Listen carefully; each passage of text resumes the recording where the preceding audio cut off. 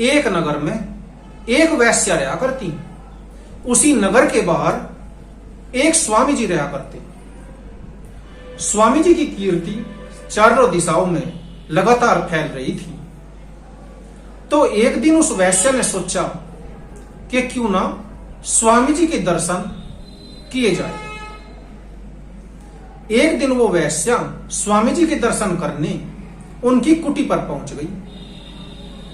वहां पर स्वामी जी के शिष्यों ने उस वैश्य को अंदर आने से जमा मना कर दिया। लेकिन वैश्य ने कहा कि आप स्वामी जी को जाकर के यह बात बताओ, यदि स्वामी जी कहेंगे तो मैं वापस चली जाऊंगी। स्वामी जी के शिष्यों ने जाकर के स्वामी जी को बताया कि स्वामी जी, एक वैश्या आपके दर्शन करने चाहती है और हमने उसे बाहर रोक दिया। तो स्वामी जी बोले कि भाई, दर्शन करने पर तो सबका अधिकार है, आप उसे अंदर लेके आओ। तो वैश्या को अंदर जाने दिया गया। लेकिन स्वामी जी के शिष्यों को यह बात नागवार गुजरी।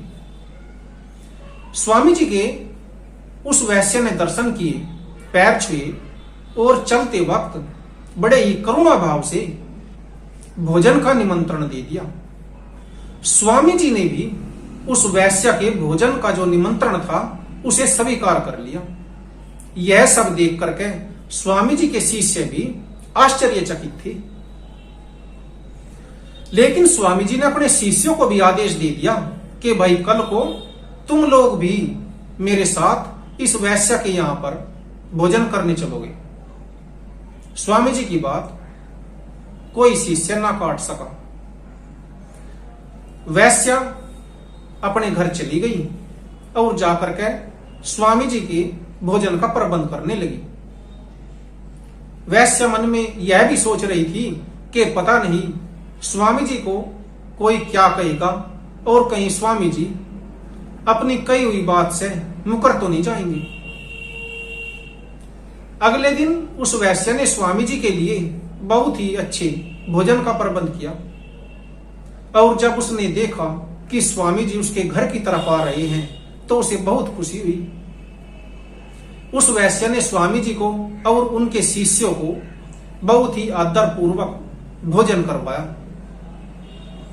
जब स्वामी जी भोजन करके जाने लगे तो उन्होंने उस वैश्य को आशीर्वाद भी दिया।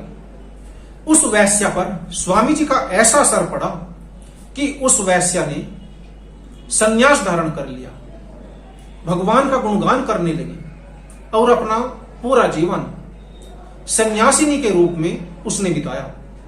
तो इस बात का जो मूल उद्देश्य है वो यह है कि मनुष्य के ऊपर संगत का प्रभाव पड़ता है। हमें हमेशा अच्छी संगत में ही रहना चाहिए।